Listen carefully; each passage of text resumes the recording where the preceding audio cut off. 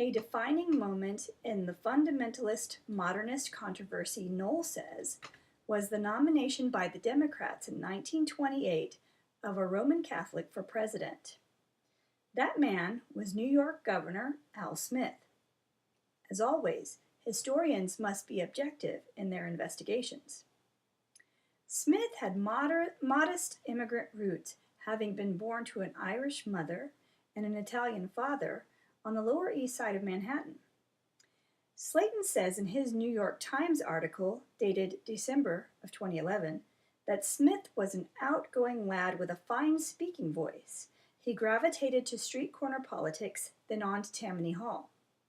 Tammany Hall was a New York City Democratic political organization which was very powerful and helped immigrants, specifically Irish Catholics, to get a foothold into politics. It was at times very corrupt, although Smith was not tied to its corruption. Smith served 4 non-consecutive terms as New York's governor before setting his sights on the White House in 1928. This was controversial for several reasons. No Catholic had ever been nominated to such a high office before. Protestants, were afraid that a Catholic president would align himself with the wishes of the Pope instead of those of the people and the law of the land. This was the first strike against Smith. The second strike against him was he was against prohibition. Prohibition was a very popular movement during the 20s and 30s that eliminated or greatly reduced the production, transportation, and sale of alcoholic beverages. It became the 18th Amendment in the Constitution in 1919 and held up for 13 years until it was overturned. Smith did not agree with the amendment and claimed that it could not be fully enforced. C.A. Wendell, in his article in The Independent, dated August 1928, tried to make a case for alcoholic drinks being biblically sanctioned and prohibition being against what God permits. The article is titled, "Jesus was a drinking man, and John Wesley liked his beer."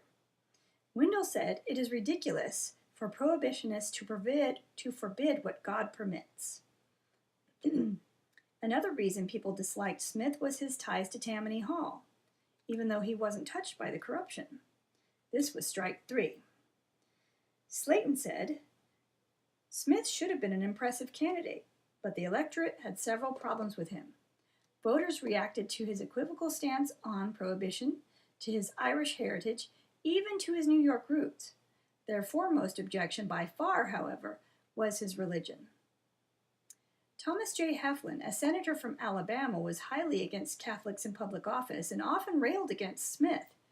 In an Evening Star article dated January 1928, he was quoted as saying, "He cannot be nominated," he said. "There is enough to defeat him without his being a Catholic, but being Catholic, that ends it." The Ku Klux Klan also got on board with derailing Smith's election. They were very vocal and successful in their campaign against him.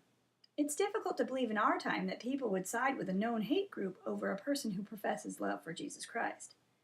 That same Evening Star article printed a comment by Richard V. Taylor, who said, "A great opportunity is about to be presented to American people of demonstrating to the world that the principles of religious liberty, declared by Thomas Jefferson and embodied in our Constitution, still live, and that no man's pathway, be he Jew or Gentile, Protestant or Catholic, even to the White House, shall be barred, on account of the manner in which he humbly worships God." As the story turns out, Smith did not win the presidency over Herbert Hoover, but Knoll said he nevertheless did receive 60% more votes than any Democratic candidate had ever garnered before. And this gave way to our first Catholic president, John F. Kennedy, and people seeking office who were other than the typical Anglo-Saxon Protestant religions, such as Mitt Romney, who is a Mormon, and the question over whether or not Barack Obama was really a Muslim. So, thanks for listening.